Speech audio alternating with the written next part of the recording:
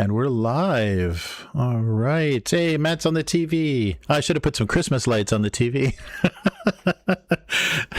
So this will be our Christmas episode. So our last weekly of the year. We'll probably come back in January and do kind of a best of 2025, something like that, to just remember all the nonsense.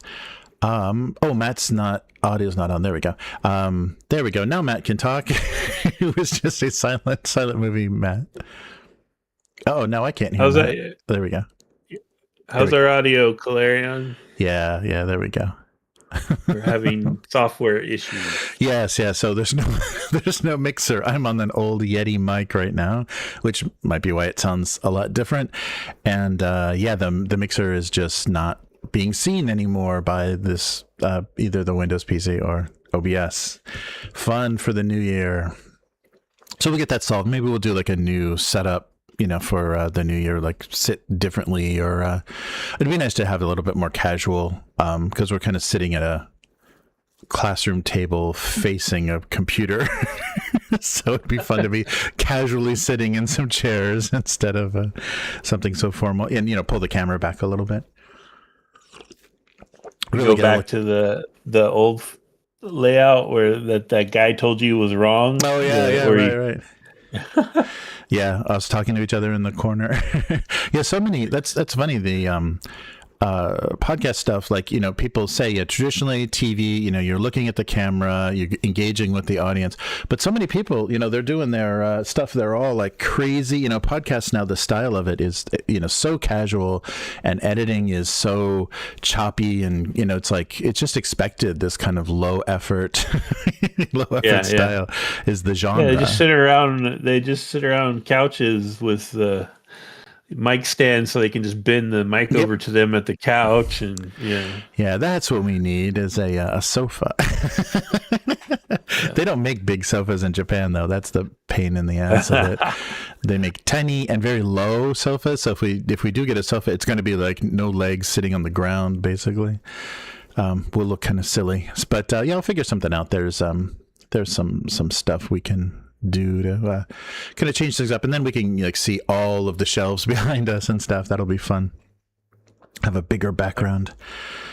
So it sounds pretty good. You're a little scratchy, but it's probably the mixer. So yeah. Oh, okay. Yeah. It's I mean, it sounds a little different on in my headphones, but it doesn't sound bad. Okay. This is the old Yeti USB mic, so we'll hang in there with it, but sorry. How about that 4.5 hour session 0? Yes. Good criminy, man. Swords of the Serpentine. Yes. Oh. Yeah, the character creation process was a kind of because there was a lot we had to kind of make up and kind of coordinate. So a lot of thought, and everybody does that differently. Which I always have to kind of remind myself, like, not everyone's gonna arrive at these decisions at the same speed. Right. Yeah.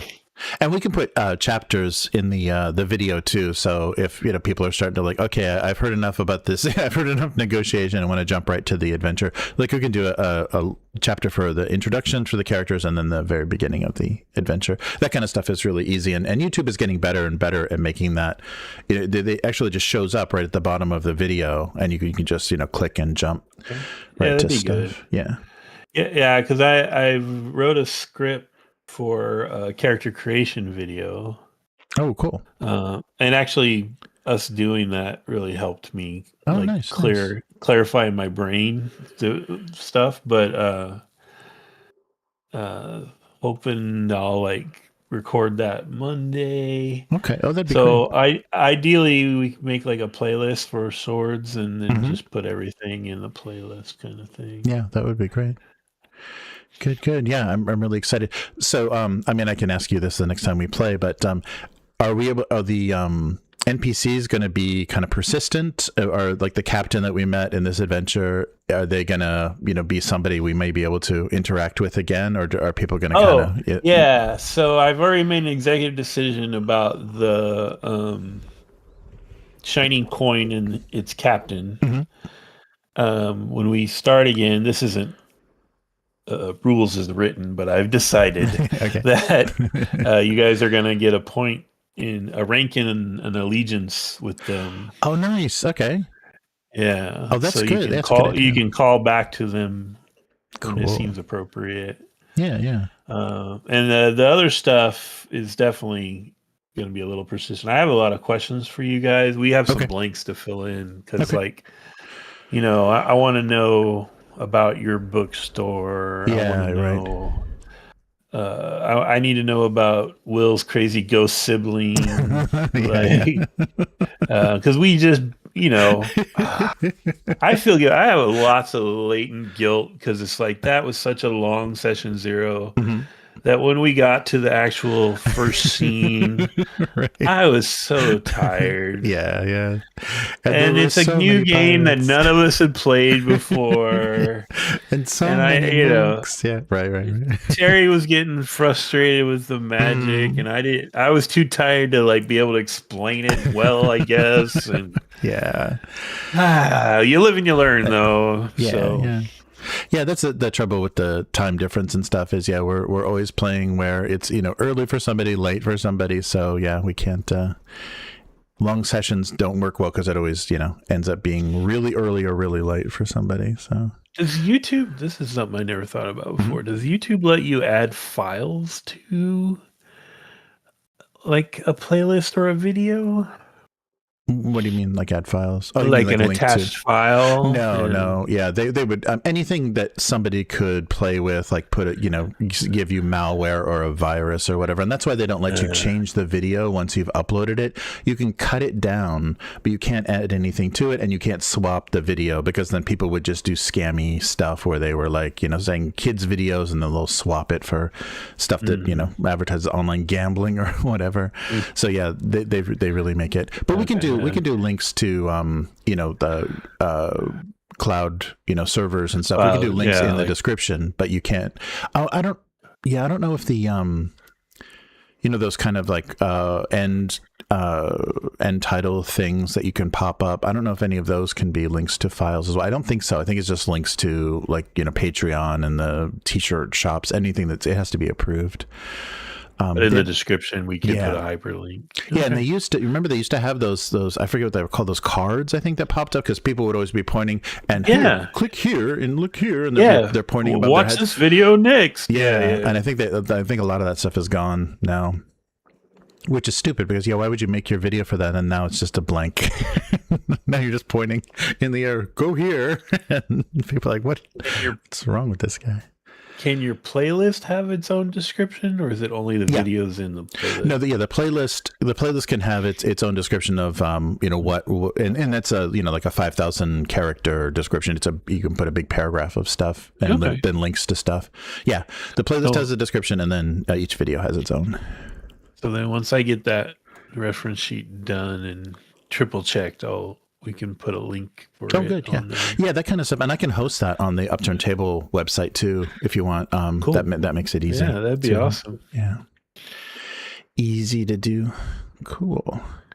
Yeah, I learned a lot just rewriting this little reference sheet. It helped me clarify in my head how like the magic works, right? Good. Because like I think I kind of knew in my head, but I wasn't explaining it very well. Yeah. There's just basically the biggest thing is there's just different levels. Like there's just an aesthetic level, where it's like you're doing aesthetic magic, but it's not affecting anything. And then there's like a replacement level where it's like you're doing a mundane thing, but you're saying that it's your magic doing it, right? And then there's the attack spell, which is just an attack spell. Like it just, hey, you over there, I'm gonna do this thing to you with sorcery. Right. And it's just damage. That's all it is. And then there's maneuvers, which you can do with any of the attack skills. And it replaces. So they thought it out pretty good, right? There's certain maneuvers that aren't like warfare can't do, right? You can't persuade somebody with warfare. Right. But you can persuade someone with sway or sorcery. You just have to think of the sorcery side as being more like, uh, mind control and that kind of thing. Yeah. You know what I mean? Yeah, And then there's the exceptional damage where you just want to blow shit up. right. That's like an attack spell. It's like an attack action, but you have to spend corruption for it. Right. And then there's the unique spells, which is like the top level, I guess you would say. And that one's probably going to be the most challenging in a way because there are guidelines for how to cost those, in terms of the corruption you have to spend. Is kind of just figure it out, like you do you. What do you feel, kind of thing. Yeah. So, and it'll probably take a while to kind of figure out that scale, like what is a good, all in kind of cost for stuff. Yeah. Yeah. Because that was we have someone who went really hard on sorcery. Yes. And he has 4 points of corruption. It's like how we end up costing those spells is going to be interesting. Yeah, definitely. Yeah, so one of the spheres was possession. So that was interesting when you're talking about like convincing people and stuff. You can literally like take over people and have them, do what you want for a round. So good stuff.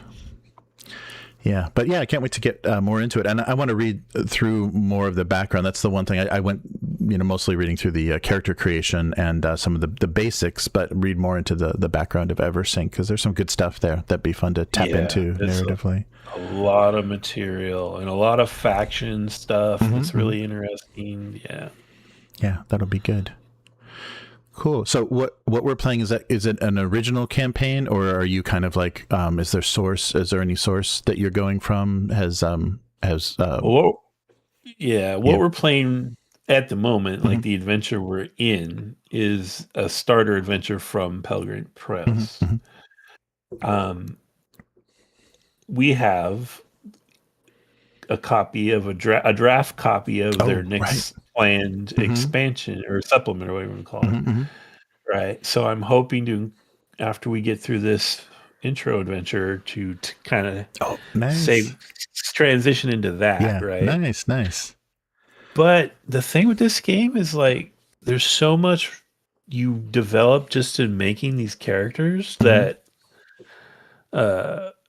I'm going to be so tempted to just do custom adventures, So, it might end up, that second adventure might end up being some kind of like hybrid between, custom based on the input I get from you guys and the material that Pelgrane gave me. You know what I mean? Right. So like, it's going to be interesting. Yeah. If there's not a lot of books in the expansion, we're going to have trouble. We're very book hungry. Yeah. Well, that's the thing. We want to tailor it because that's another one. I got to ask. I need more information from Will about his evil uncle too, because we've already created a backstory where you guys did a rescue operation. Oh yeah, right. Yeah, that's right. So like, all right, we're gonna need to know more info about this evil uncle then. Yes. You had to hire a sailing ship and go rescue your friend. Yeah, that's kind of a big deal. Curveball from. It'd be cool if you could do. It could be cool if you did like a flashback with your flashback ability. Yeah, that somehow ties that in. That'd be neat. Yeah, that'd be fun. Yeah, that'd be a fun way to fill things in too. Oh, actually, that's what I was hoping with my collection of poisons is I could just be very prepared. I could say, actually have with me. Oh, actually, no, I don't. I failed the roll, so no, I don't have. Yeah. I thought I did, but. Well, no, that's actually a fun way to do the preparedness for your poison. Actually, it's like you just have a collection, and then you just make a test to see if the one you really want is in there. Right, that's cool. Constantly rooting around in the box. Yeah, should be good. And the bookstore's got to be the best smelling bookshop in Eversync, right? Because you're past in the perfume business. Yes. Which would be a very lucrative business if you think about it. Oh Like, yeah, well it's like, what made me think of it is the first kind of the first words for the Swords of the Serpentine is Eversink, you smell it before you see it, and I'm like, oh right, the stench. Yeah. It's like, yeah, people would definitely want perfumes, and they also went in to say that poisons are a big part of the nobility. Yeah, the nobility is taking each other out. Hey, if you want to have some fun, read the diseases. Oh, yeah. Holy crap. There's some crazy diseases. Nice. Yeah, just their list of poisons was crazy extensive. I was surprised how deep they went into that. And it was so thematic, too. It was like, thematic to the setting and everything. So, yeah, very good. Yeah. Stuff. All right, you good to get started for this week? The end of the year, the last weekly. So number 317. Woof. The last weekly of 2025. All right. Yeah, Christmas falls on at an odd time. There's no good way to avoid the holiday and keep doing this. But we will get back to Swords of the Serpentine, right? On the 26th. Yeah, we're gonna. Yeah. Cool. Yeah. So OSR tomorrow. Yes. And then next after Christmas Swords. Yeah. Nice. All right. So subscribe to the channel if you want to get notified when all this craziness goes live. And I will get back to, so probably days that we're doing a live stream, I won't do any Trudvang content, but I've still got a bunch of really good Trudvang stuff, the elves and the dwarves and everything. And there's a whole collection of short fiction that they did as well. Oh, cool. Yeah. So that should be good. So I want to definitely enjoy that setting as much as possible. And I guess it was good. The board game was quite a trudge, quite a slog. But it did bring up a lot of the characters and tensions and stuff that were in the setting. And now we're going back to the source books and kind of, reading about it and getting some of the backstory. So that's pretty cool. The way that they the backstory for the elves and the dwarves is good and very, very Scandinavian, very,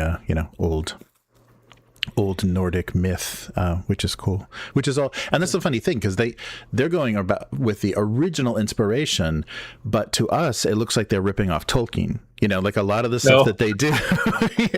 They're going back to the same sources that Tolkien did, so the things that come up with, it's like, oh, you're just ripping off Lord of the Rings. Well, no, it's actually it's the other way around. Sort of it's all that pre-Tolkien stuff, the stuff he used, his source materials. Yeah.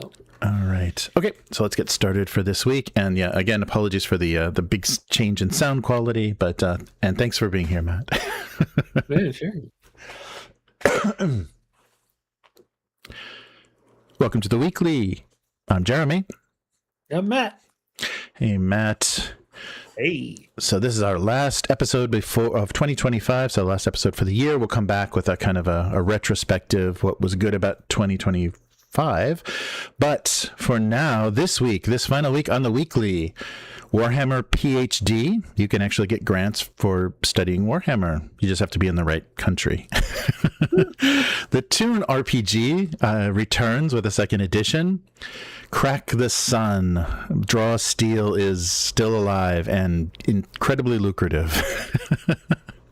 And Temeraire RPG. So a series of books that is Napoleonic Wars with dragons. Okay. So get ready for that, Matt. Okay, well, let's start with, so wargamer.com had a great article. There is a Finnish Foundation for Economic Education that just gave a $30,000 grant to a PhD student so she can study the world building in Warhammer. So she's pulled this stuff before, and I think I hope I'm not misgendering her. I'm going by the first name. So Aase Timonen has received 26,000 euros, about $30,000 US, for her doctoral research project, Transmedia World Building in Massive Game Franchises, and specifically looking at the Warhammer franchise's tendency to build its worlds for all kinds of media. And I guess she's thinking like fiction, video games, tabletop? that's about it. I mean, it's not that huge. It's not that trans of a transmedia.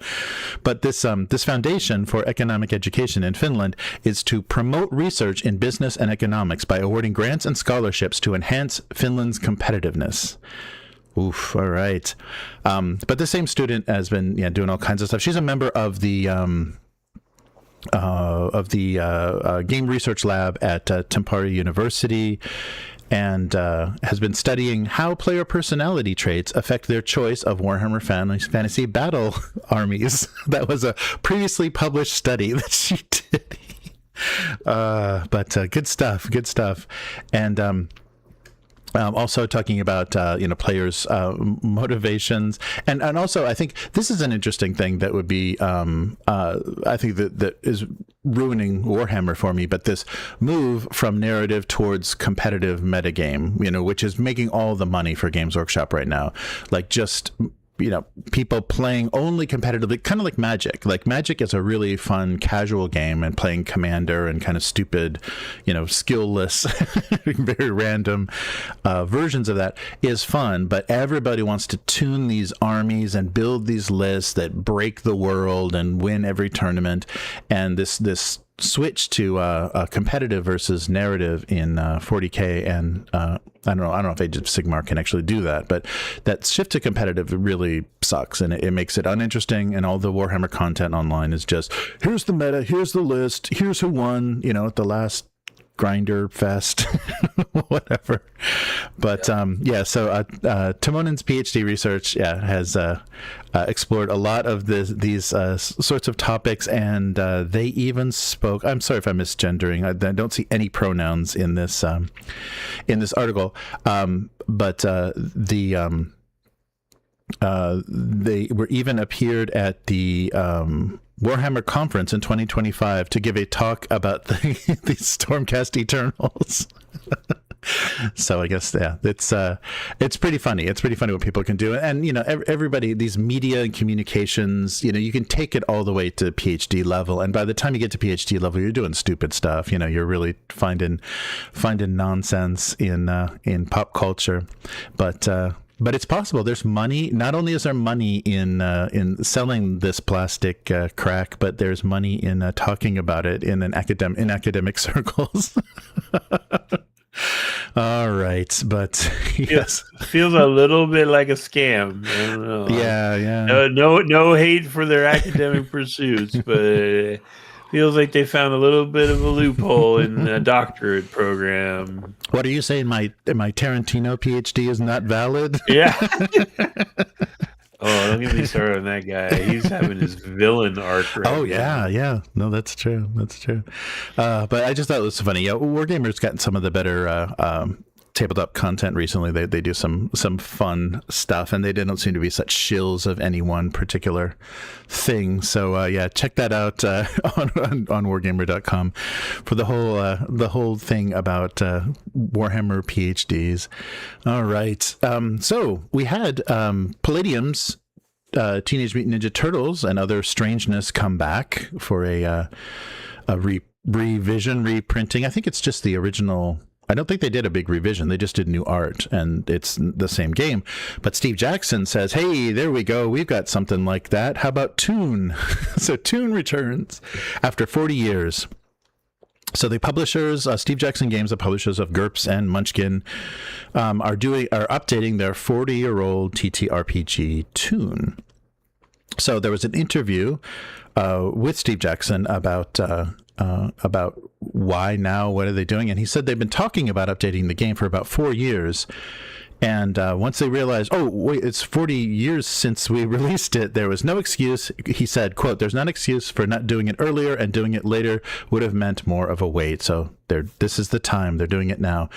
So he talks about, game design has evolved quite a bit, so they're going to simplify a lot of mechanics in the game, character creation, And the most dramatic change is things like the fall down mechanic. I think it literally, and this is kind of an old school thing, it literally meant you were out of the game for like 3 minutes. Like you had to like watch the clock for 3 minutes, and because it was kind of the idea of the Looney Tunes, the shorts where a character blows up and then they show up in the next scene, but somehow you're taken out of the scene, and to give you an actual, timeout or whatever, they made it an actual real time, so you're out for 3 minutes and then you come back.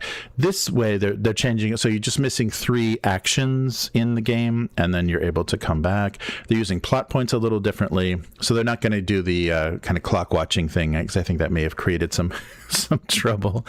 And things like wants and shticks of your characters will be changed around a little bit. There's going to be a lot of tables to help you. So they say you can do character creation without touching a die, just by choosing, or you can use tables to kind of randomize, use it as a menu or just roll. There are supplements for this game. They are not going to be included. This is just going to be the core book, and maybe later they'll look into releasing some of these supplements. So they're not going to be added to like a super, omnibus tome of everything Toon revised. This is just going to be a second edition. The thing that doesn't make sense about this is, at the time, on like cable, like TNT, and even like after school on like UHF channels and stuff, there was still a ton of Tom and Jerry and Looney Tunes, and even some of the Hanna-Barbera like made for TV 60s crap, and that was Toons. That was like the wacky pie in the face, hit you with a hammer, that kind of, and that's what this game is. But they're trying to update, and I don't think kids now, I don't think anybody under 30 even has seen a Bugs Bunny cartoon, except for maybe Space Jam 2 or whatever. Like those cartoons are just, they don't, because of the rights and shitty Warner Brothers and HBO Max and all that stuff is all gone. Like you can't get access to it in the same way you could. It was just omnipresent when I was a kid in just so many different places. There was always those theatrical 7-minute shorts, short animations that came from Warner Brothers and MGM and Hanna-Barbera, and that's all not anywhere to be found. So they're trying to upgrade this or update this for the new animation. And so wait, what are we talking about? We're talking about Rick and Morty and SpongeBob, and that's not that's just weird. That's just like people making a bunch of weird sounds and saying a bunch of uncomfortable things. Like it's there's not any action, and there's not any shtick, and there's not like people handing each other dynamite or anything. It's just people like working jobs and dating, and it's just weird. Well, if you look at like I'm thinking of the ones that my son was into, because he just turned 25. God, I am so old.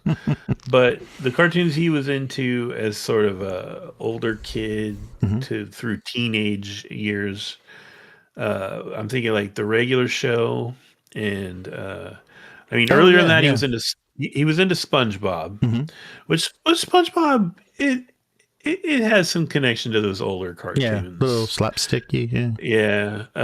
But he was into like the regular show and Adventure Time.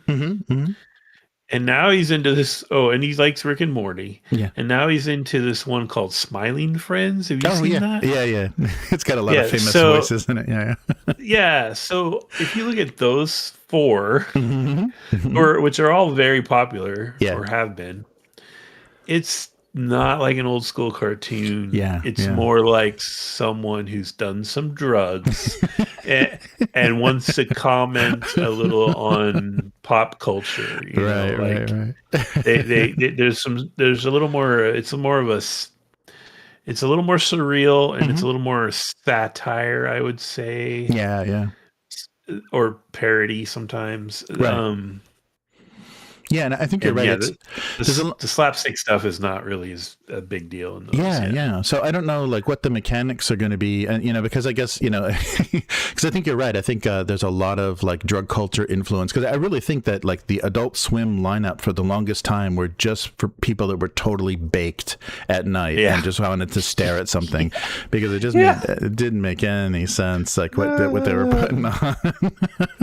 So so it's weird. Like animation has changed so much, and they address that. Like in this interview, Steve Jackson addresses that, and so he said like the suggested viewing for this game has changed a lot, and so they're trying to update the mechanics and update the kind of scope of this book, but I don't think it's possible. He gives this example though that was very interesting.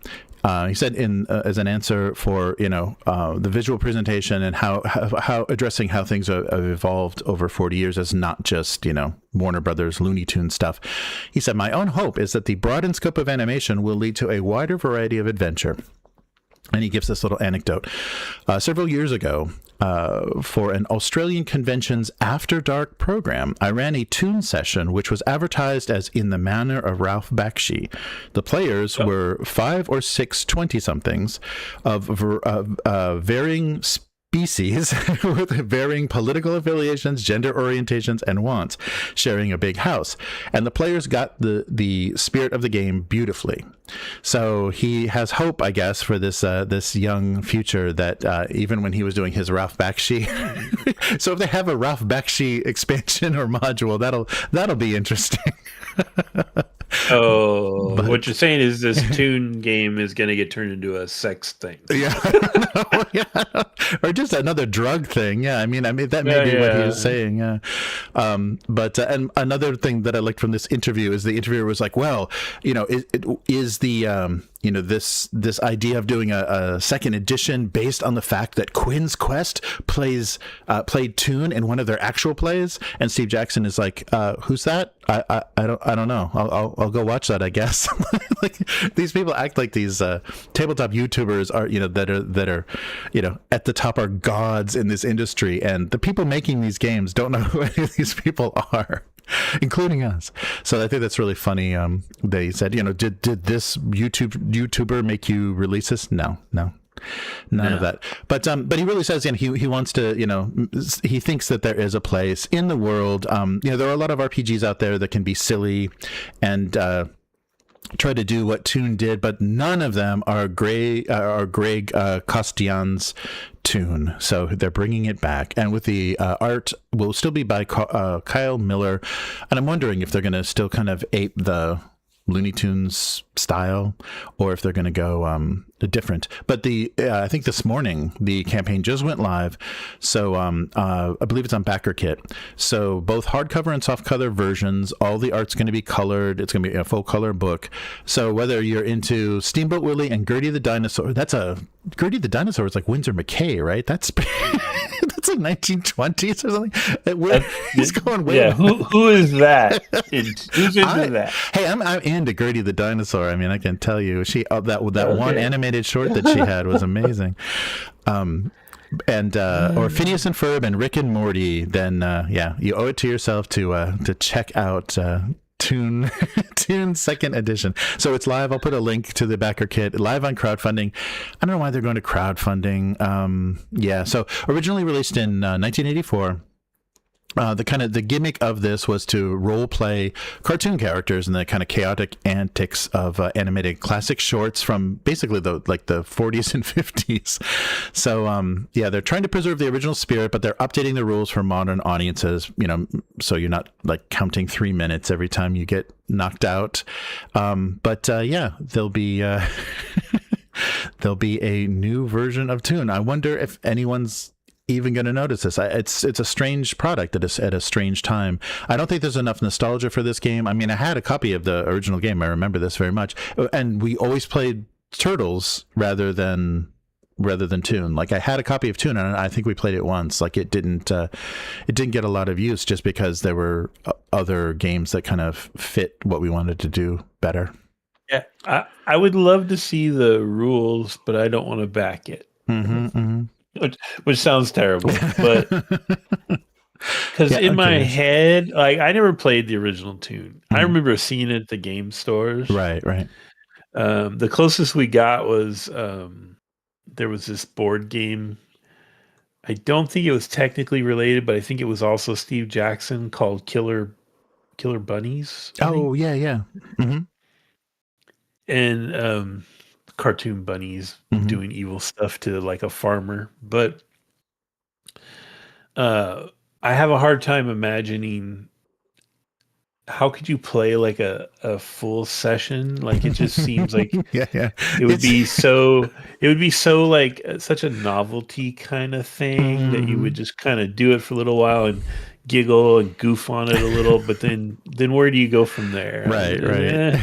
All right, well, we did that for an hour. Let's play a real game now. Right. It doesn't seem like it would hold up as well as, like, because there are light games there. Well, the example of the light RPG or the silly RPG that works is Paranoia. Oh, yeah. Right, because that has a mission, and it has like, you have like your little secret society goals and your trader goals, and there's all kinds of weird stuff going on. That kind of keeps it interesting and moving.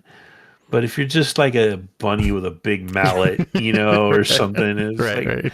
how far can you really go with that? Yeah, I think that's what we found even in our early teens, our tween years. We were just like, okay, we did this.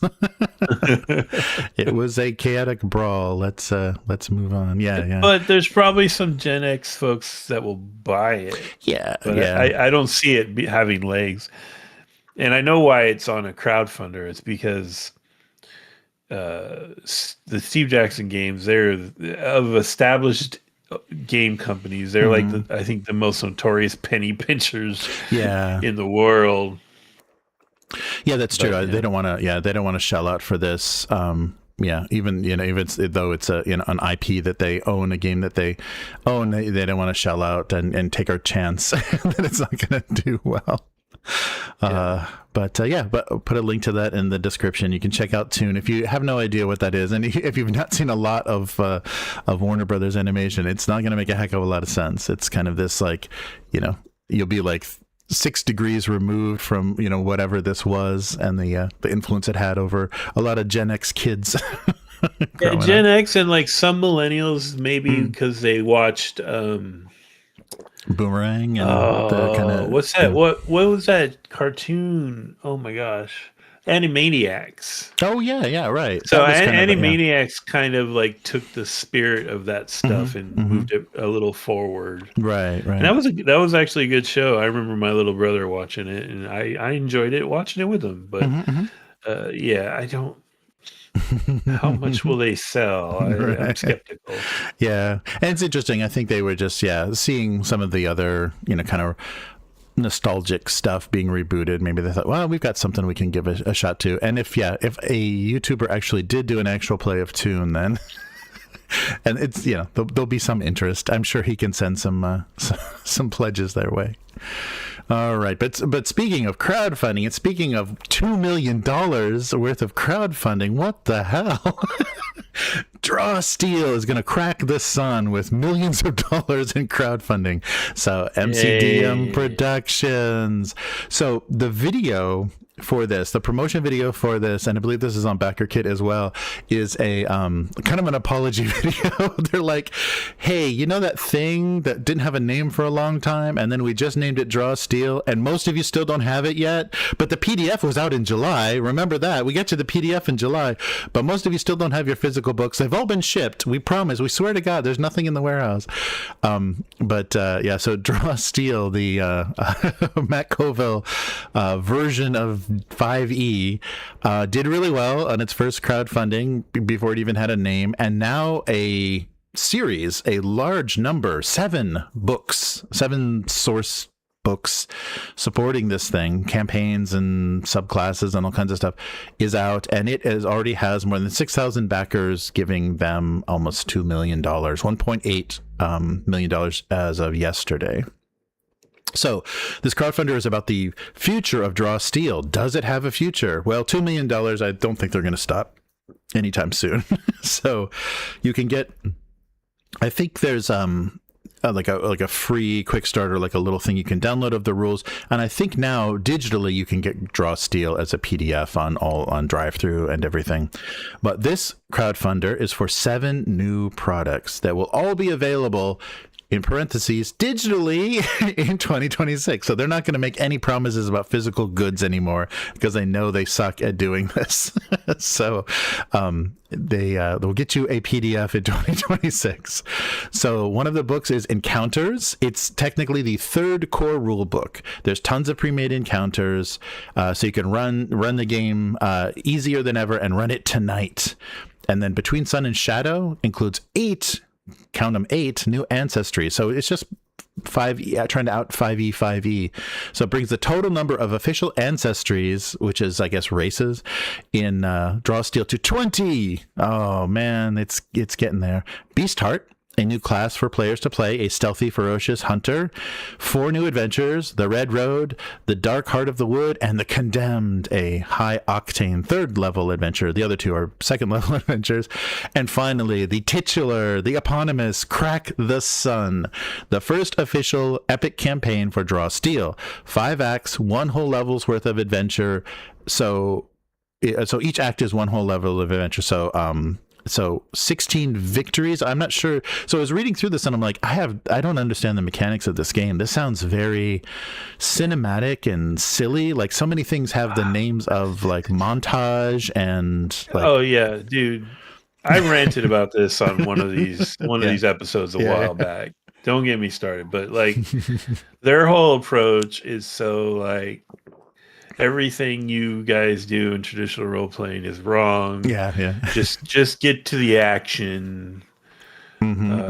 Your adventures can be like action, 1 puzzle, action. Travels for losers. Survival mechanics are for losers. It was abhorrent to me when I read their last crowdfunding. It made me so mad. But enjoy your $2 million, you jags. These books are huge. 350 pages is this Encounters, this 3rd core book. It's got a ton of stuff in it. So there's like things they're calling montage tests. So 20 cinematic montage tests. So it represents a specific scenario designed to be used however you see fit. The players need to navigate a treacherous swamp. Why? You have no idea. That's up to you, but we give you a specific swamp to navigate with its own challenges. So I don't understand. Montage tests, heroic tests, and each test has 3 levels of difficulty: easy, medium, and hard. It's just so meta and taking away everything that could be fun about role playing and just saying, story, fuck story. Yeah. Right.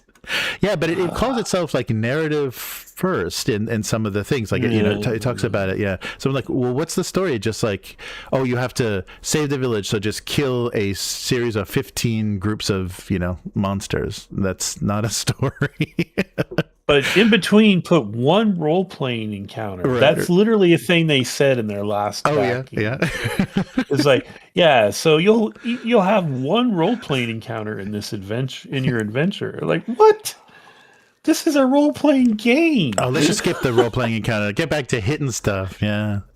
It kills me, man. And this the 3rd core book is giving us another interesting variation called Dastards. That's bastards with a D, which are variations of existing monsters with unique abilities. So they're not leaders or solo monsters. They're just normal goblins, kobolds, and orcs, but unique. So, okay. It makes it a lot more fun. So they're adding mousefolk, goblins, fairies, gnomes. I guess these are all the new playable ancestries. Shadow elves, the Scourge, which are dragonfly folk, the Ghoul, which are basically Neanderthals. It looks like Conan, but it's like a Neanderthal type of human, and the Heliox, which are native denizens of, you guessed it, the sun. So that's where Crack the Sun comes from. So you can play as denizens of the sun. So yeah, we just came down from the sun to see what you guys are doing. We're from the sun, bitches. Oh my god. It's a blazing Yeah, I'm looking world, at yeah. I'm scrolling through the page, and it's that I don't know. I still haven't decided how I want to describe this art. It's the 5E-ification of Yes. fantasy art. Yeah. It's nothing inspired. I call it soft a lot, but I don't know if that's the exact right term to use for it. But it's like it's good technically, right? I could never do this, but it's just not inspired. It's not. Yeah. There's nothing unique about it, and it all has sort of this sameness to it. Right. Yeah. It kind of reads a little bit as like watered down, like World of Warcraft trading card art is a lot of the the character designs. It's just like, okay, it doesn't have a real distinct style. And I felt a little bit that way about the Daggerheart stuff too. It's just like, it's technically proficient, but it's like, what world is this? It doesn't. Yeah. And it's the same. I think you had mentioned it before. Like, not to this level. I would never say it was to this level, but it is kind of the same problem Cubicle 7 had with Warhammer. Yeah. The RPG is like they lost the edge in the art. It's still better than this, but they lost the humor and the darkness. Yeah. Nothing feels dangerous about any of this art. Right. Yeah, they just don't, and I think they lose art direction, and they lose if they're not going to have one artist do all of the art. They at least need an art director that does like a model sheet or a style guide and says everything needs to look like this. But I think because they are really tapping into the cheapest digital illustration market that they can, they just kind of come up with this anodyne kind of like lowest common denominator style that everybody can do, that's willing to get paid $20 an hour to do it. So it's one of those weird situations where they want to have the full color art, but they're not going to pay anybody with any style. I mean, look at this stuff compared to everything that Two Little Mice has done. Just like they have one single illustrator just knocking it out of the park with every single one of their products, and the games have identity. I'm looking at the art for the gnomes and the fairies and the little mouse folk or whatever they are, and I'm just thinking the artist for Two Little Mice, look at her household stuff. Yeah. It's so much more interesting. So it's a shame that that's kind of has that weird feel. I mean, I guess people are getting paid and they're putting out glossy. People are eating this up because $2 million is nothing to sniff at. But they are doing a lot of stuff, but it's just not that evocative. But maybe that's what they like. They don't want anything that looks too much like anything specific that puts something too much in your head. You can make up your own whatever. AI can make up your own your character art. It's like props for not crossing the line and doing a bunch of AI art. I think it's what you're saying. I think they're finding like the cheapest acceptable full color fantasy art they can get, so that they don't get tagged with you're using AI slop tag, But it kind of shows. Right. Yeah, so there is a lot of content now for Draw Steel. So I don't think this is going to be, I mean, as a hoot, as a lark, we played some Daggerheart, but I don't think Draw Steel is ever going to make it into the rotation. This just doesn't seem worth our time. It'd be an interesting experiment, especially like us, just to say, okay, we're going to do a one shot. Let's see if we can figure this game out and see what that's all about. And the sad thing is, maybe people that have some love for 5e are going to be like, hey, that wasn't so bad. That was exactly what I wanted out of 5e, because obviously it's hitting the right spot for a lot of people that probably came out of 5e that are just like, can we just make this a series of rooms where we kill stuff, like a series of battle arenas, and then we talk to a guy in the fifth room. I mean, props to Matt Koval. He has a big following, and I think he's put out a lot, especially back when he was doing like his own third-party D&D stuff. Um, he built a big following, and he put out a lot of supplements that people thought were really cool for 5e. It's not my thing at all. So it completely missed me. Right. But, he built a following, and he does, so he's making bank off of that. Good job. It's just not, it's not appealing to me at all. Right. Yeah, it's interesting that they found, and it's like they're taking away a chunk of Wizards of the Coast of their audience that that's not going to go back to anything that they're doing, is not going to get back invested in 5e. So it's interesting. I mean, it's not it's not huge, but it is thousands of people. I mean, you can't argue it's not thousands of people that are no longer playing D&D. Yeah, interesting. All right.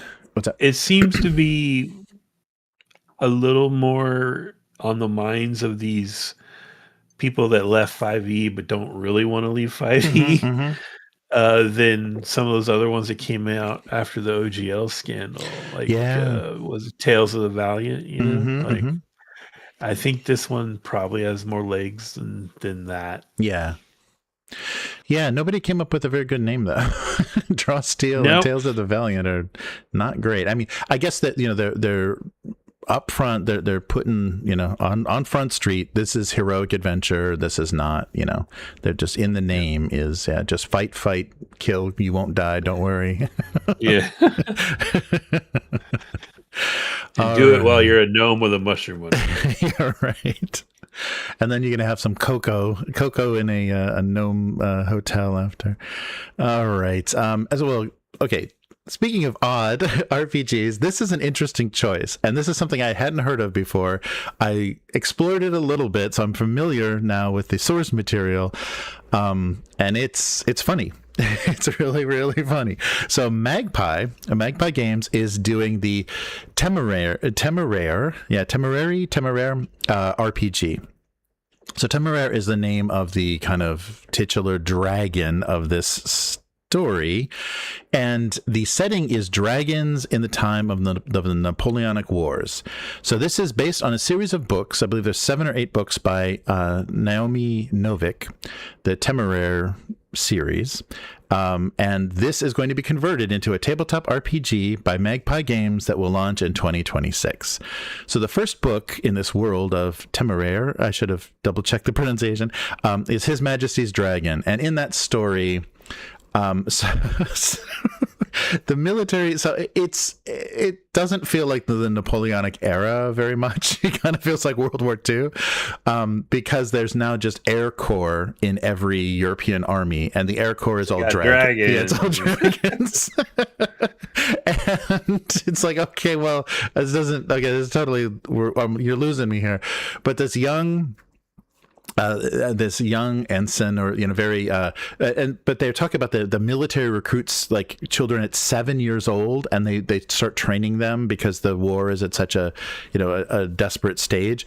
And once these dragons have been discovered, there's all this breeding that goes into it to create these kind of very specific types of dragons to deliver the mail, or do reconnaissance or whatever. And then there's the heavy war machine dragons.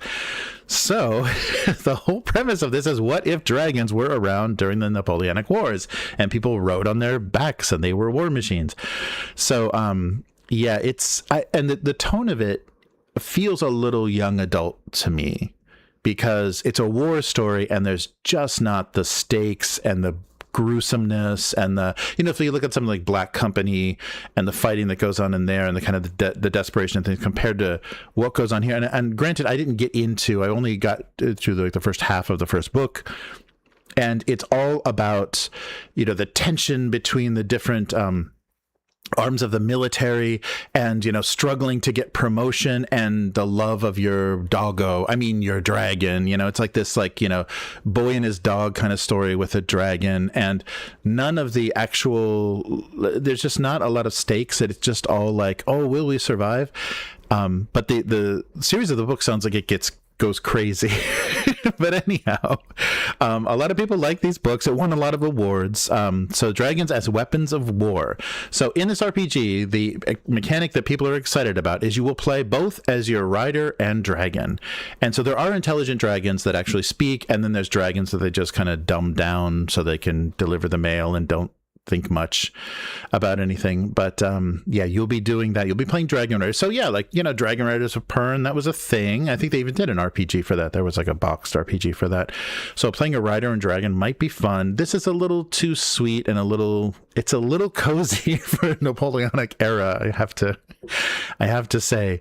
But yeah, so they are, they're doing things in the game like logistics and supply lines and, reinforcing at the front and, the fear that people are, and they're talking about, which is kind of an odd thing, but they're always talking about, France is outbreeding us.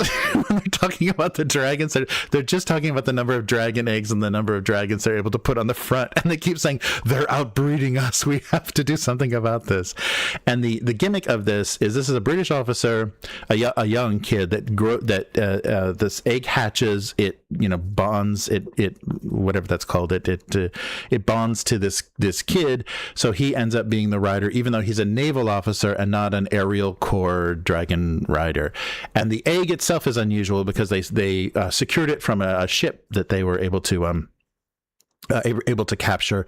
And the dragon itself is an imperial, which is a black Chinese dragon. So nobody has anything like this. So this makes this thing extra unique and rare, and it's still growing up. So they have no idea how big it's going to get, how powerful it's going to get. It's very intelligent, and the main character is bonded to it. So a quote from the website here. So prepare to take to the skies as the aviators and dragons of the Napoleonic era in Temeraire. And everybody mispronounces it in the book as well. That's the good part. So I'm kind of like one of the characters in the book. Cool. The role-playing game. So fight in epic military battles, bond with your dragon or your rider, and follow your passions into the Regency in this Regency era romance. Alongside your fellow dragons and aviators, discover the balance between your duties and your desires as war rages across Europe. Yeah, there's wasn't a lot of war. There was just more romance and duties and obligations. So this is being called a Regency era romance in its pitch, and it is there is like kind of a lot of bonding, romantic loss, and there's also So this is based on a series of 9 alternative history fantasy novels by Naomi Novik. The main character is Captain William Lawrence and his dragon, the eponymous Temeraire. So an air force of dragons manned by a crew of aviators. So the 9-book series starts with His Majesty's Dragon, Throne of Jade, Black Powder War, Empire of Ivory, Victory of Eagles, Tongues of Serpents, Crucible of Gold, Tyrant of Dragons, and League of Dragons. So I don't know if you can tell by those titles, but this thing takes a huge... We're going from Napoleonic Europe, and all of a sudden we're in feudal Japan and imperial China. We take a swing down to Australia, and then we head back over to South America and the Mayan culture for some reason. I'm sorry, the Inca Empire. So yeah, it gets crazy, and it is soft, and has this like weird gentleness to it, but it's supposed to be like Napoleonic era war, and the flavor of it just feels very World War II. But it's interesting that this was chosen. I mean, it did well. The first book won awards. It's gotten the Hugo Award for Best Novel, the Best First Novel for the His Majesty's Dragon, and nominated for Best Series in 2017 for the Hugo Awards. I don't know. The Hugo Awards is losing credibility rapidly here, but it's funny. It's a really funny story. So you can play in the Royal Aerial Corps of Dragon Riders. So how's that sound, Matt? You all ready to boot that up? It might be fun. Yeah. I'd rather try that than draw steel if we're going on the record here. Right. Okay. They picked the wrong side of the war, in my opinion, but I think it'd be way more interesting to be in I think it'd be way more interesting to be on the Napoleonic side, the French side. You'd get way more interesting politics. Like, Yeah. the British side was rich guys were officers, poor people were soldiers. That's about all there was to it. There was a cool revolutionary thread that, yes, Napoleon took advantage of it and abused it, but it started with this really interesting revolutionary thread. So that would be way more interesting to me. I don't see, like, in Napoleonic terms, like, what people think about Napoleonic stuff is usually the form of warfare that they engaged in. And with dragons, you're not like, what, you're up in the air breathing fire on people. You're not gonna be like forming infantry squares as cavalry charges you, or being ordered to charge an artillery bank as it fires grape shot at you. And like, I don't know. It's interesting, but not. I'm having trouble seeing where the adventure is. And I wonder if they're jumping from place to place, like you said, is that done well, or is it just exploitive, I'm worried. Well, now our main character gets to fight with a samurai, Yeah, it's interesting because this doesn't feel like something written, so recently, like, within the last 8 years. This feels like a much wacker, older idea. The kind of like how the series of novels seems to kind of go off the rails and just get really weird. Sounds like somebody's role play, some original role play setting in RPG. It does really sound that way. And then we take our dragons and we go to Australia and then we go to South America. Like, it sounds, completely wacky. So maybe that's what was attractive. And I think that's attracting some people to books because we have this like lit RPG genre now that is just basically reading RPG type wackiness. So that might be some of the appeal, but it was so much about a boy and his dog kind of feel with the dragons, and don't separate us, and we must stay together, and what about the girl we left behind? And I don't know. There wasn't anything too rough about it, and there could be some really interesting, some really horrible things, because I think Game of Thrones does that, the horror of a dragon in combat, like the people just being burned in their armor. It is like roasted in their armor. That is horrific, and that could be really, an interesting kind of twist to this. But I just don't think, and I have no idea, but I don't think Naomi Novik is much of a history nerd. I think she just kind of chose the setting for the romance of it, and the kind of adding this technology that is completely way beyond. I think they had balloons maybe at that time, observation balloons, but they didn't have anything like aircraft. So adding this was interesting, but then at the same time, it just makes it World War II. It doesn't feel, it feels very, very silly. It feels a little gimmicky. It's kind of the same reason that, like, I never really got into riffs, because this feels like it could be a riff, a riff supplement. They should have just done a riff supplement. Yes. But it's a little gimmicky to me.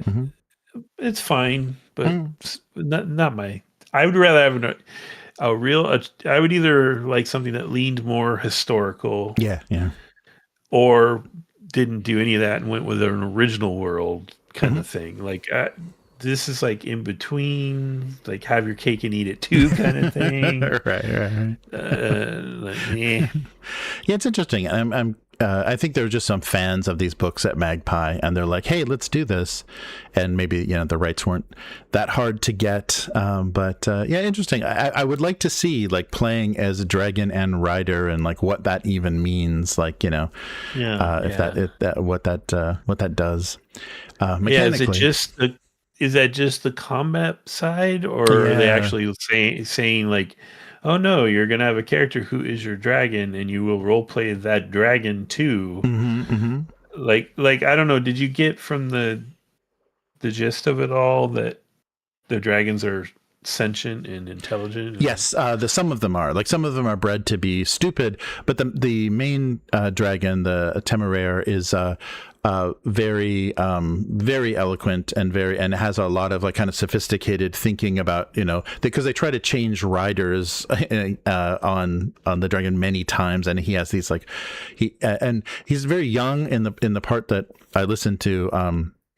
Was very young, so still kind of like a teenager making about his decision making, but it sounded like and he was going to develop a lot more. But yeah, they were kind of speaking on a kind of equal levels, and he noticed the dragon noticed the level of a lot of the other dragons were, I came out of an egg, that's all I know. Like, they have no idea about what they are or what they're doing. It's a very very simple, but I don't know. It's funny, and the writing is charming enough. I can see why people like these books, because they're kind of easy to read, and there's nothing, they have that, and then this happened, and then this happened, and then this happened, and this happened kind of feel. There's not like big themes and big scale to stuff, but it's cute and fun, and you hope they stay together, and you hope they make that flight over the Pacific, and I don't know. But we'll see. I'm really surprised. This kind of came out of nowhere. I'm like, what is this? Napoleonic dragons. All right, let's see how that goes. But yeah, the story for the books gets funny. They go to find a cure for a contagious disease introduced by a North American dragon, and then they and then there's an account of the planned invasion of the UK by Napoleon's dragons, and then the main character has a death sentence. He has his death sentence commuted, his treason death sentence commuted, and instead he's sent to a penal colony in Australia. And then they end up in South America to secure an alliance with the Inca Empire. Okay, and then they go back to Asia again. With new intrigues in feudal Japan and imperial China, before flying to Russia to get involved in French invasion of Russia. So is it supposed to be the kind of more a true kind of Earth timeline, like it's Napoleonic in the same time frame that it is in real history? Yeah, I didn't hear any references to like years or anything or calendar, but yeah, it does seem like that. It does seem like it's supposed to be happening at the same time, and it's just a different arms race and escalation. Yeah. So then, so that's late 18th, early 19th, right? Mm-hmm. So if they flew to Japan, it would be the Tokugawa shogunate, correct? Right. Yeah. And not even like OG Tokugawa. So it's like, how interesting is that going to be? Like, go away. We don't talk to foreigners. The end. Yeah, right. Get out of here. Get some rice thrown at you, and that's about it. Yeah, it's interesting what they chose to explore, where the intrigue takes them. Yeah, I'd be curious, like, to maybe read a summary just to get some giggles out of some of the ideas, but I don't think I could make it through. This makes me want to go back and read the Pern books. I haven't read those since I was like a teenager. Mm-hmm. Yeah, me too. Yeah, I definitely had a soft spot for those. Yeah, and those were so unique and weird. Mm-hmm. Like, yeah. Like there was no overlap with the real world really at all. Yeah, no, that's in those true. Books. Yeah. Very interesting world building, and the role of the dragons and everything. Yeah, definitely. All right, but I'll put. Oh no, there isn't a link yet. This is still like an early announcement. Oh yeah, they're talking about early 2026. That I don't know what that means. If that means January or May, but early 2026. There's going to be a Kickstarter.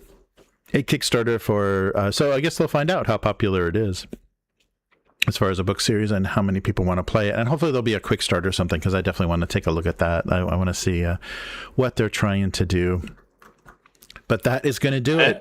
What's that? Oh, I was just going to say, sorry, throwaway line. I am less annoyed by this than I am by Draw Steel. Yes. Mark it. I tried to end on a less annoying note. Yeah. And I knew, and as soon as I saw that Crack the Sun, I'm like, oh, I got to talk about this with Matt. Yes, I saw that. All right. So yeah, that is going to do it for 2025. It's a wrap. It's in the can. We are finished. So we'll talk about some of the craziness of this past year on our next week, but we won't be back next week.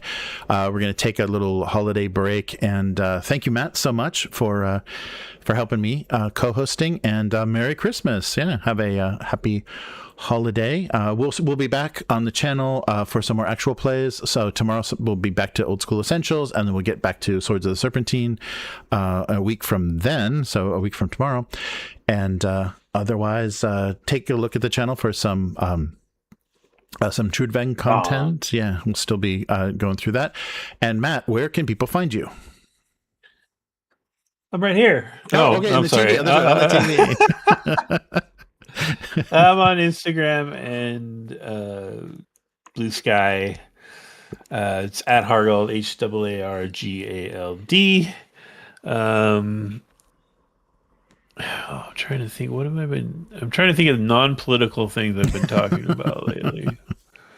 There's not a lot, unfortunately, but I will get back to it because I am working on some Swords of the Serpentine informational videos to add to our actual play stuff. Good. So I will definitely be posting about that once it's in the can. How about you?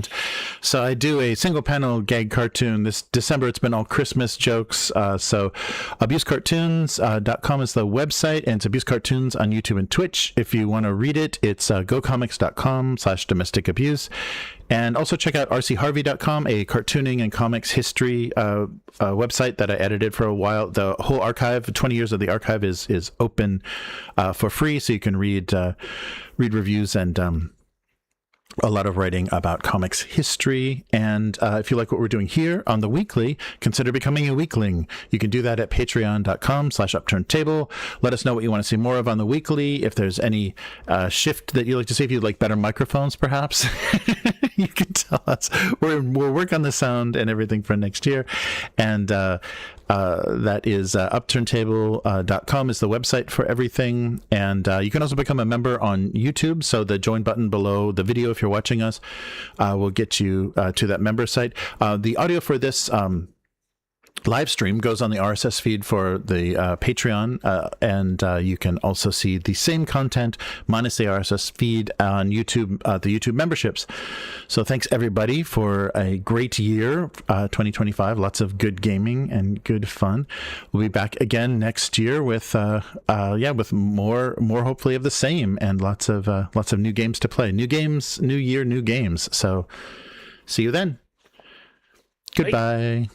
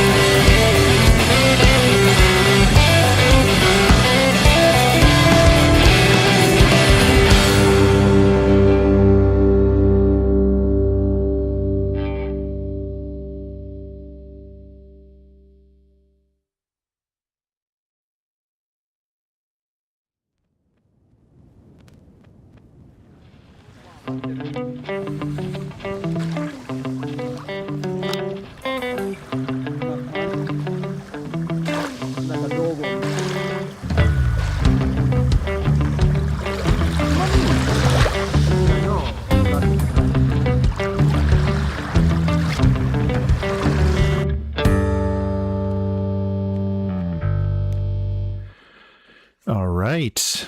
So we did it. We finished another year of the weekly. Hey, Abyss, thank you so much. 5 gifted memberships. So everybody lurking. Thank you. No, no way. All right. Hey, and Matt's a member. Thank God. Nice. Yes. Now you have access. Thank you. Shinto Kento. Excellent. Mm-hmm.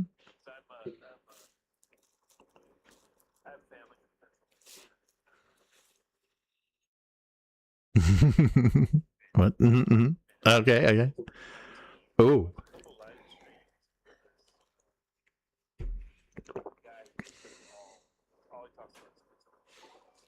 Mm-hmm.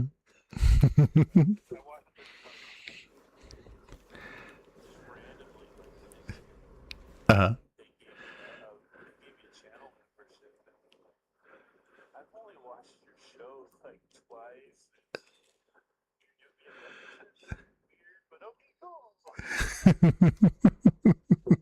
Nice.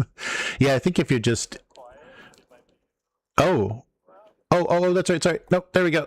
Sorry. Yeah, sorry. I didn't turn you back on totally. Sorry. Okay, there we go. So I'm being censored. Yes. No hockey talk. I said no hockey talk. Sorry. I was revealing all of the hidden secrets of the channel. You guys missed it all. Sorry. The stupid, the way that it's set up with this mic, it's a temporary thing. Yep. Can you hear me now? Yeah, you're back on. Yeah. Yeah, you're back on. Sorry, guys. So you're talking about you got a membership. You were lurking on a hockey stream, and you got a. Yeah, they just out of the blue gave me a membership. They keep saying they can't hear me. Still not. It's showing up, but maybe it's a little bit delay. Yeah, it's like a couple minutes delay since I turned you back on. Yes. Okay, Max. I'm gonna wait here. Okay, is that a yes? Can you hear me? Okay. Yes. Yeah, you're back. Yeah, it takes a minute from like when we're doing it. Till it gets out on the stream. Sorry, so a big delay. So thanks Abyss for all the membership, the gifted memberships. So please enjoy. Yeah, all the release the emojis. Yes, all the audiobooks from previous Christmases are up there in the membership area, so you can listen to all that Mutant Chronicles content as well. Let me Abyss, you need to know that I deleted one of your 10 million emojis you uploaded to the channel because we were at max capacity because of those. Oh, yeah. And I really wanted to put a predator emoji on there, so I deleted one of yours. Sorry, not sorry. Great. All right. Yeah, there are a couple of other funny things that didn't make the cut, but I thought were interesting. So the guy that they hired, the Mass Effect guy from that they hired for Exodus, right? So they've given us kind of a date, 2027, that the computer RPG for consoles and PC, Exodus, this sci-fi RPG is going to come out from Wizards of the Coast. Like this is it's their studio that's doing this, but already kind of a little early, a year and a half, 2 years in advance, James Olin has stepped down as creative director for all of this stuff. He's being replaced by Paul Delabita, so a former Blizzard guy. So I guess it's all Blizzard guys now at Wizards of the Coast Digital Ventures. But the creator of this whole setting of Exodus is just done. He's like, I'll put it in their hands. They can polish it. My contributions are done. He's going to stay on as a consultant if they need anything. But the interesting thing, and why this relates to tabletop, is he said he doesn't want to do the video game development anymore. He wants to shift to tabletop. And if you remember that actual play that had Chris Cox on it, he was the game master. So James Olin ran it, and so we may see some more materials developed for either the Exodus tabletop RPG or some other things. So there may be some more sci-fi properties coming from Wizards of the Coast that are James Olin. Yes. So creator is a strong word for someone who I'm pretty sure entered a lot of chat GPT prompts. Oh yeah. Right. And just basically said, hey, that Mass Effect game, can you just make that again, but legally distinct, so we're not going to get nailed by and can you go ahead and look for other good TTRPG science fiction material and make it like that? Right. Oh, look, travelers. Cool. Yes. Yeah. So never going to not be annoyed by that. Yeah. Archetype Entertainment was the name of the studio. Yeah. So now he's no longer the boss. They've hired another Blizzard guy. So it's all Blizzard guys now trying to do the digital thing. So yeah, I just don't think Wizards is ever going to figure it out.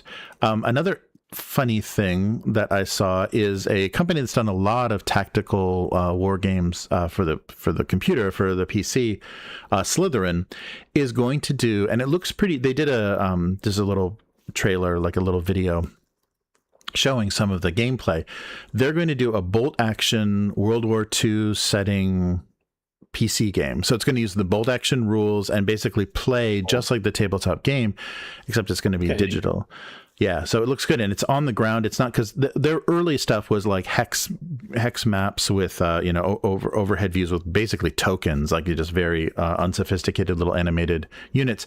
But this stuff is camera, on the ground with the units and kind of rolling through the different scenarios. So yeah, so that's going to be great for bolt action, because I don't think people know how fun a system that is for war games, and to be able to get some of the computer players in there, and a company that's good at doing war games should be interesting. So there was no concrete release date on that, but they had a trailer that showed off some pretty good looking gameplay. So yeah, bolt action World War II will actually get a PC, maybe console game too. I'm not sure if Slytherin stuff makes it to consoles, but you can get it on Steam, and it looks pretty cool. Yeah, that was a big surprise. Did you see the Total War 40K announcement? Yes, yeah, that's right. Yes, Holy moly! Like we talked about it briefly on the Discord chat, and I was like, they're just gonna make so much money from that one. Oh yeah, it's not even funny. Yeah, and it could actually it could be popular enough that it'll interfere with people actually even want to playing the physical, tabletop game, because it's like you could just play it constantly all the time, with online opponents and stuff. So it's like a sanctioned, tabletop simulator, better than tabletop simulator version of 40K. So it could be, yeah, if they handle it well, because it seems like, was it Creative Assembly, the guys that do the Total War stuff, they're really bad at giving you such bare bones stuff and then making another full price expansion to unlock one more or two more factions and stuff. So they may just milk the hell out of this thing, where it's like every single faction is going to be a total repurchase of a game, and to give you different scenarios and stuff. Oh yeah, because once you're going after the 40K audience, those are the whales of the whales. Yeah, those are right. the top tier whales. Right. Yeah, was there something about no, this might have been for because there's also going to be another they're doing a sequel to the to the RTS version, basically the they're doing Dawn of War. Dawn of War, yeah, that's right. Doing a Dawn of War 4, and they're supposedly going back to the Dawn of War 1 idea instead of whatever that weird MOBA thing that they were doing with Dawn of War 3, and they're not going to do the two where it's narrative. It's going to be more a pure RTS. So they're saying it's going to be a more pure RTS back in the spirit of Dawn of War 1, but with all the, you're going to be able to custom paint your own Space Marine chapters and stuff. So yeah. That's the so those two games. WotC won't like that, or no, not WotC. Games Workshop won't like that. Yeah, right. So they're gonna have two big 40K games coming out, and that's gonna just eclipse anything that Wizards of the Coast can do. Their property is just nowhere near as strong as 40K, so that's crazy. But yeah, that's right. We got some big games in the year ahead. So yeah, and there's all kinds of weird investment now in some of the big game companies. So we'll see it's all going to be, games as service, pay to play, loot box kind of nonsense, because it's all been taken over by the Saudis and who knows, what else kind of bizarre investors. So yeah, I don't have a lot of hope for the single player experience of video games, but we'll find out. Oh yeah, and then you have the whole Microsoft. Everything is online. Nothing belongs to you. Yeah. You have to install what we tell you to install. That's bad stuff. Yeah, it's going to be interesting, the AAA. And so this is really weird timing for Wizards to 2027. Early, they're saying 2027. That's going to be their first entry into true AAA video game publishing, and that's way too late, and it's way too gone, because they are doing. I think it just came out, or it's coming out. Warlock. There's a D&D themed. It's the same studio that did that, I think, Dark Alliance game, which was just garbage. So they're hoping to redeem themselves. But yeah, there is a new D&D game coming out that doesn't have any dice rolling, and it's just the pure experience, pure action experience. Yeah, Warlock. Doesn't have any dice rolling, huh? Yeah. No dice rolling. Why would you want that in D&D? That's just dumb. And then there's the Stig Asmussen, the EA guy that did the Star Wars Jedi games, that's going to do something in the D&D universe with a sword, probably. So we'll see what. And then we got that Forgotten Realms Netflix series coming out. Yeah. Which, I wonder. That can only go two ways. It's either going to be garbage or it'll be cool. Right. There's no middle ground into something like that, I don't think. Yeah, that's true. Yeah, and we'll see what happens, because there was a little bit when I was reading about the Warner Brothers Netflix deal. They were talking about, so far the Warner Brothers Discovery has had they've handed off all of their publishing for tabletop RPGs and stuff, but if Netflix owns it, that might change, because Netflix has partnered kind of with WotC to do the Netflix, they're at least licensing stuff to WotC. So it'll be interesting if stuff changes, and if they go hard into some kind of DC Comics game or something. Yeah. So I heard, did you hear, this is sort of changing subject, sorry, but there's just crap coming into my brain. I heard that what are they called? The Penny Arcade guys. What's their stream AP called? Yeah, something Incorporated. Acquisitions Incorporated. Yeah. Yeah. I heard that they are changing and we're gonna run Daggerheart. Did you hear that?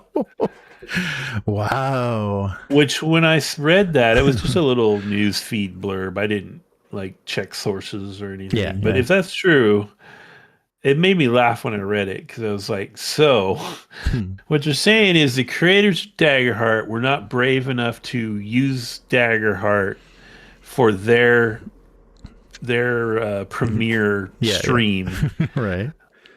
But these other dudes who've always been D&D pretty much, and they're pretty popular. They're not. I know they're not on Matt Mercer level, Critical Role level, but they're pretty popular. I mean, they invented those conventions, for Christ's sake. Oh yeah, the PAX stuff. Yeah. They're gonna change to Daggerheart. Yeah, I wonder if it's just that's hilarious to me. Yeah, I wonder. Clarion. I got confirmation with Clarion, so it's true. Wow.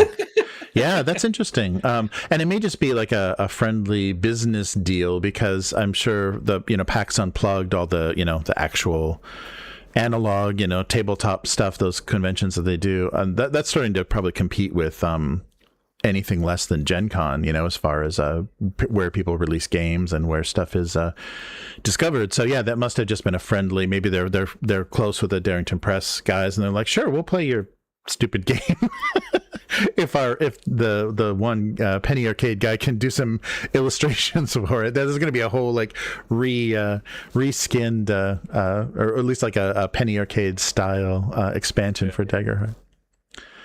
Yeah. That's interesting. It's very odd. I can't understand. And what's going to come out? What else is Darrington Press working on? Because they've got the Candela Obscura, they've got Daggerheart, but now they've got Jeremy Crawford and the other guy and the bald guy. So that they're going to be working on stuff too. So there's going to be probably a series of other, because tabletop RPG doesn't have the production, kind of the long course, a long development process that video games have. So once they start to nail down and start to play test things will come out relatively quickly. So compared to a video game, so that'll be interesting what Darrington Press is going to be coming up with.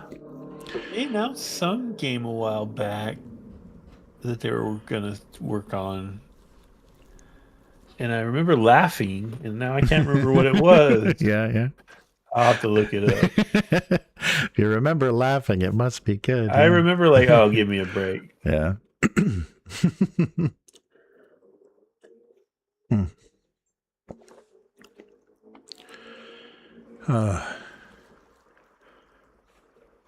Nice. But yeah, some interesting stuff, and so much stuff we talked about this year. It's like coming 2026. So we're gonna probably have to talk about it again when it's actually getting released. But yeah, and it looks like there's been a couple of kind of TTRPG websites that have gone down, like news aggregators and stuff. That it's really hard now. You have to go to very specific blogs and subreddits and stuff to find much tabletop news now. It's gotten a lot harder to find news stories. So a couple of the sites that were kind of aggregating a lot of the news from different blogs are just down. So I guess they weren't making enough on advertising or whatever. So there's kind of a shift now, and it's very strange. So that's why I keep going to wargamer.com because they've got good stuff recently. But yeah, I'm surprised a lot of and I think it was N-World closed one of their, they had a they were running some program, some journalists or columnists, I think they're calling their columnist program, where people were writing regular works for them, and I think that's shut down. So yeah, things are changing and contracting even more in the kind of tabletop news sphere. Oh yeah, I haven't seen any. I'm sorry, did you just mention Rascal? Oh no, yeah. Okay, because I haven't seen any posts from them in a while. Yeah, they're not getting. They used to come up on my newsfeed a lot. Yeah, I'm not getting a lot of Rascal stuff either. I think a lot of their stuff, maybe they're going more towards like just a few paragraphs and everything behind the paywall. So maybe those don't get promoted as well. But yeah, Rascal's still doing some interesting stuff, but yeah, not as much as they were there. I forget, there was something that I was really curious about. The one of their larger stories. Oh, that's right. Yeah, when I was doing the prep for the Palace of the Silver Princess, they had a whole huge writing about about Gene Wells and the whole history of that. behind the first couple of paragraphs are out and the rest is behind the paywall. But very interesting. They always kind of hit stuff that that I'm kind of interested in. But and they even talked about about Crack the Sun. That's funny. There's a joke in that name somewhere. We're gonna figure it out at some point. Crack the Sun. You get to meet the sun people. Yay! It's either about drugs or like walking through a convention hall and seeing a bunch of butt cracks. Like there's a joke in there somewhere. I saw the Forbidden Psalm guys are going to do a skirmish. So the Forbidden Psalm is the skirmish level Morkborg, and they're going to do for a miniatures game, and they're doing the sci-fi version is going to crowdfund this year. So the cyborg, so a sci-fi miniature skirmish game based on the cyborg rules, and that's cool because the way they design them, they're using the exact same rules, exact same stats, so you can move the characters back and forth between the RPG and the skirmish game if you'd like. It's something Chris and I were trying to do and never did. We half did. There's a Morkborg third-party game that I just saw an ad for that I think one of us should do on the channel. Uh-huh. It's a solo game called Morkborg. Uh-huh. Where you like design your own Morkborg city and then you adventure in it kind of thing. Oh wow. So it's all meant to be kind of a Morkborg, but in a city, and it's solo. It looked kind of cool. So whenever that, I don't think it's out yet. I saw an ad. I think I saw an ad for crowdfunding, but I was like, oh, that could be a fun thing to do on the channel. Yeah. Oh yeah, that would be fun. Yeah, and especially if there was if it's fun city building, it might actually be a city we can play in either with Morkborg or Warlock or something. And there's all kinds of some nice old school fantasy stuff that if we built a grimdark city, that would be fun to roll around in. Yeah, that'd be good. Good stuff. But and it seems like I'm just looking at some of the article posting is fewer and far between. So maybe they're having trouble they're not getting enough subscriber support, because a lot of people are talking about subscribers like dropping seriously. So people are like looking at their expenses and just trying to cut corners and cut recurring subscriptions and stuff however they can. So maybe Rascal's experiencing a little bit of that too, because their updates just like there's like one article a month in each kind of topic coming out. There's not a lot of stuff going on. They are doing a podcast, so they've got their Rascal Radio Hour. But yeah, I hope they're doing okay. I hope they hang in there, because they've got some good writers. Yeah, but things, it's not super current with a lot of the stuff. Yeah, a lot of older. They did mention the second edition of Toon just in time for Backerkit. Just to double down on that, I think it might be fun to try Paranoia on the stream sometime. Oh yeah, there's. Not Toon. Alchemy has Paranoia, right? I think there's Alchemy I think modules. They do. Yeah, that would be nice. Yeah. Oh, and Mongoose is putting out a special Christmas module. Did you see that? No. It's Paranoia Traveler mashup. Oh wow! Yeah, and it's like just a Christmas special thing they're doing. Nice. Cool. I wish we would have had that a little earlier. We can't fit anything in now. We're already deep into a couple of other games. Yeah, that's funny. Well, cool. Yeah, we'll have to start figuring out what we're gonna do for the next year. How long do you think Swords is gonna go? Like, how many sessions do you think we can probably go for quite a while? In this adventure or in general? In general. Like if we connect into the next... I think it has potential.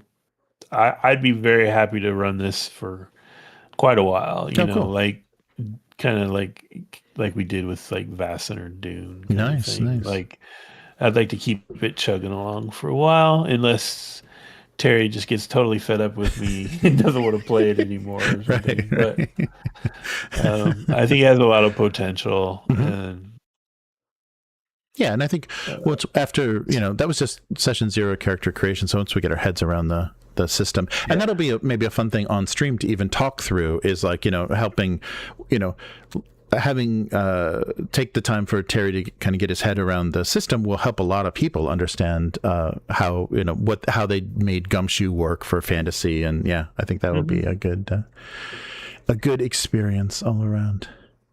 Okay, I think what it was they didn't announce technically.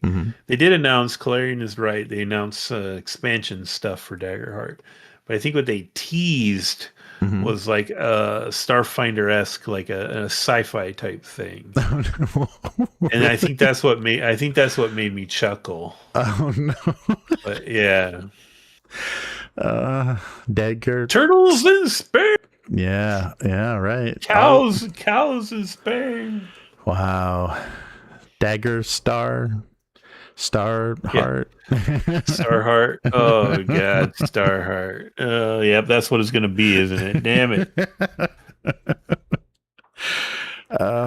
Yeah, and I could see them repurposing, similar to what Paizo did with Starfinder. I can see them repurposing their whole system with all of its elements and stuff into space-erific kind of stuff. Your Jedi class and your wizard, that it's space magic, so it's not magic, but it's like stuff, technology. Stuff. What do you got? I got stuff. Watch out. I can use my stuff 3 times a day. Right. What was that? I think it was Starfinder or Pathfinder 2nd edition, where it was really video gamey, because I was like, literally I had to have these tokens that I was flipping over and building up. Yeah, I think it was like doing a Solarian or something. I was doing some kind of character. So I think it was Starfinder. Some kind of character that the ability was powering up, but it needed like 3. I could use it every 3 turns. So I had to sit and like flip over tokens every round. And then I could use my special attack. And like, this is like a video game. Like, this is exactly. Or a board game. It's not. Yeah, it's just unnecessary. Yeah, that kind of stuff is it takes you out of it a little bit. Wait, was that how many turns has it been? Speaking of which, have you ever played the board game Abomination? No. It's really cool. It's an older game. I think it's probably 5 or so years old now. But it's just a great theme, and we had played it years ago, and we decided for the hell of it on our Saturday game night to try it again. And the whole idea is, it's a great theme. It's like everyone in the board game is playing a scientist who is trying to complete Frankenstein's work. Oh wow! And you're all based in Paris. Right. And it's a competitive, like, worker placement-y kind of board game. And you're running around Paris trying to get body parts and blood. But you're also trying to, like, preserve your reputation and not lose all of your humanity, Yeah. And literally, like, you have like a little tableau. There's a board of Paris of locations you can go to, but then you have your own little tableau, which is like your laboratory. And there's a little part of it where you put the body parts, right? And so you got to collect 2 arms, 2 legs, a torso, and a head. Right. And there's all these cool, like, real thick chipboard pieces that are, with the art of a body on it. And one side is just like exposed, gross looking muscle tissue kind of side, and then the other side is like stitch up, ugly Frankenstein looking skin, And so the whole thing is like, you got to get your body part, and then you got to put lightning in these jars, and then you got to shock the body part and try to wake it up. But sometimes you accidentally destroy the body part trying to wake it up, and and the whole time, like, there's a little bit of a story thing going on. Like, every round starts with you drawing and reading the story card that can change the dynamics of the game for the turn. And the idea is that the monster, Frankenstein's monster, is roaming around Paris trying to help you guys to complete Frankenstein's. Oh, wow. But it's just really dark, and like there's you can bribe people at the back door of a hospital for bodies. Yeah. You can dig up buried dead people. You can go to the docks and pay a killer to kill someone. And those are the best because you get the freshest corpses that way. Right. And but you like any of the stuff you do costs you like humanity, and you have these kind of steampunk little dials on your board that one's for your humanity, one's for your reputation, and one's for like your scientific knowledge. And it's just like it's a really cool dark game, but it's long. It took us about 4 hours. Yeah, wow. Which for a board game is kind of pushing it, 4 hours. And I'm sure it's like 2 to 4 hours on the box. I'm sure they're like, 90 minutes, no problem. Yeah, it sounds really cool. Yeah, I'm on Board Game Geek, and people have done like custom stuff for it, like little vials and little custom tokens and stuff. Yeah, it looks like you could really go crazy customizing. Yeah, and it's a real shame it never got real expansions because it was made by I don't know if you remember this company, Plaid Hat Games. Oh yeah. Who got ate by Asmodee. Oh right, yeah. Which and got eaten by Embracer. Got eaten by Embracer, and then like the original guy from Plaid Hat bought back some of the stuff from them. Right, but so far I don't think he's done really anything with it. Oh, that sucks. Yeah. So it's kind of a victim of timing, it feels like a game that could easily have expansions. Like we were joking when we were playing, because it's pretty grim because you collect you collect organs. What is it? You collect organs, muscle, bone, and blood, right? And you have to spend so much of it to build the body part. And there's a little like ice box on your tableau, and every round the tissue has to move into the ice box because it starts going bad, right? And like some of it will last like 4 turns, but like blood goes bad after like 2 turns, right? So we were like, oh, there could totally be like a vampire expansion where you sell your almost bad blood to the vampires or something. Nice. Or you seduce your brother's wife, but then she falls in love with Frankenstein's monster. Right. Oh, it's such a mess. Wow. Yeah, 2019. Hilarious. Yeah, it says 2019 on the website. Wow, that sucks. Yeah, that they're not. But it's a cool game. You can probably find it, I imagine, reasonably these days, but I recommend. Oh yeah. There's a lot of people, even on the Board Game Geek market. There's a lot of people that are selling it, selling it in decent condition. Yeah, it looks good. Yeah, it looks really fun, and it looks like you could go totally crazy with customizing it and like getting it as immersive as possible. Okay, so another thing you could do: the quality of the parts you use affects how many like victory points. Like if you build an arm out of older bits, it's not worth as many points, right? All right. And the lowest of the low is you can go get animal parts and use animal parts. It gives you like huge negatives to your victory points, but it's the cheapest way to do it. Right. At the docks, in addition to murderers, there's this guy who will sell you a dog, and you have to decide: am I going to kill this dog and use it for parts, or if you just adopt it, your humanity like goes up one? Yeah. So like one turn you might be killing the dog, this turn you're like, "Come here, puppy, it's a good doggy."